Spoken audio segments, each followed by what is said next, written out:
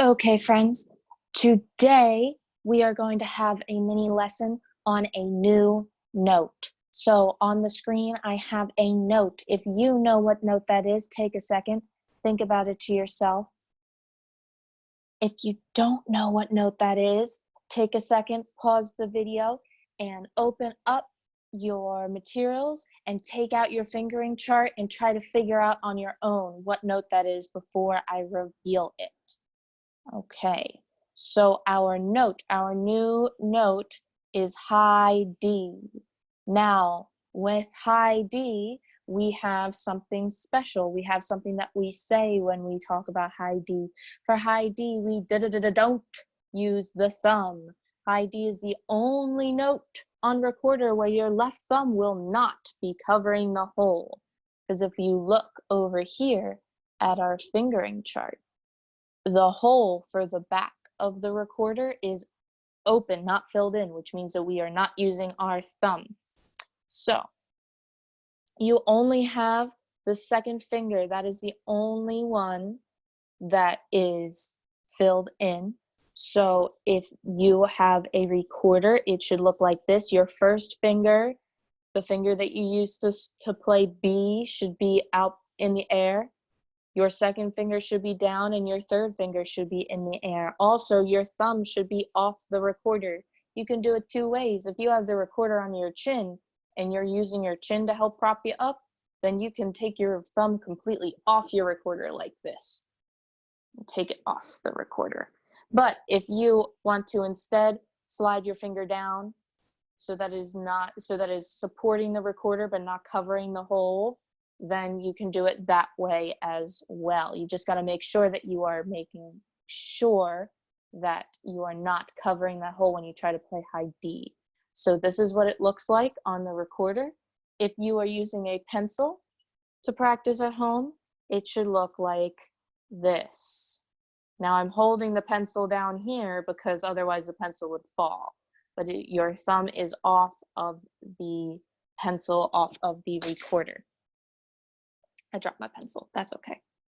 So for high D, we don't use the thumb. High D sounds like this. It should sound higher than any other note that you've played so far. If it does not sound higher, that means that you might want to recheck your fingers because something might be covered up. So if we think about our notes so far that we know, let's play them one at a time. Me first, then you. We'll start with B. Now it's your turn to play B. Then I'll play A. Now it's your turn to play A. Now I'll play G. Now it's your turn to play G.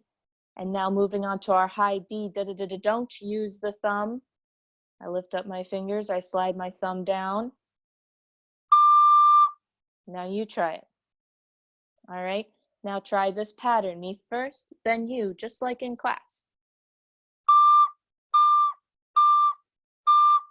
D, D, D, D. Now try this pattern. D, D, D, D, D, D. One pattern that you should definitely practice, because for high D, we need, or for the Greenbelt song, we need high D. Sorry, friends, I got my words mixed up there. So one pattern that you should practice is a pattern that we see in the Greenbelt song, which looks like this. You play B, then you go up to D, then you go down to G and cover everything up. So it sounds like this.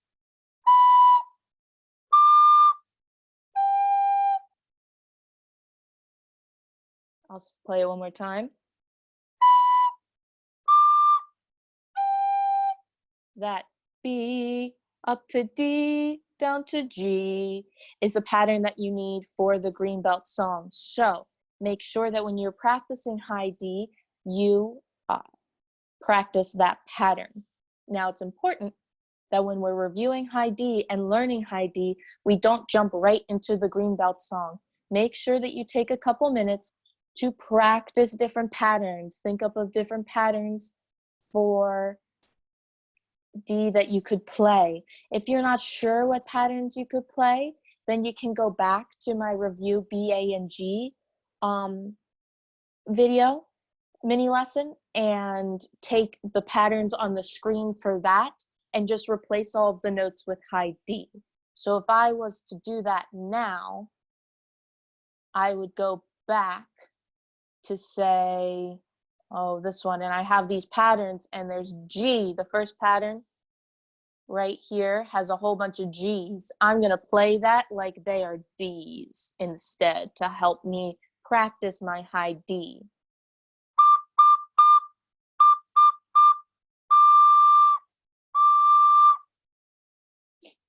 So I hope that this mini lesson on high D is helpful to you. If you need any more help with high D, if you're confused or you don't think it sounds right, or you're not sure, you know you're doing something wrong, but you're not sure, you can always have a parent or guardian contact me through email or It's Learning, and I will be happy to help you as best I can from home. Until I see you again, happy practicing, friends.